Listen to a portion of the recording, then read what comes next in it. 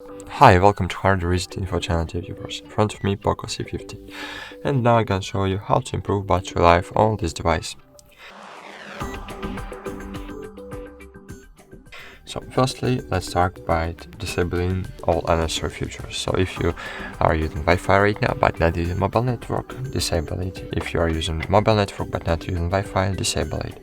Disable Bluetooth if you are not using headphones or wearable devices now.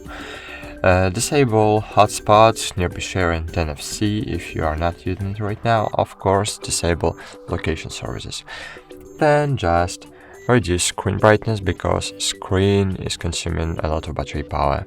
And here you have battery saver mode and ultra battery saver mode. So enable battery saver mode if you want to save your battery life, but if you want to save your battery life for days, you can disable ultra battery saver mode. As you can see, now I have just only 23% of my battery, and in this mode my phone will live 18 hours with 20% of battery.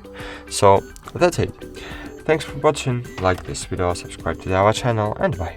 See you.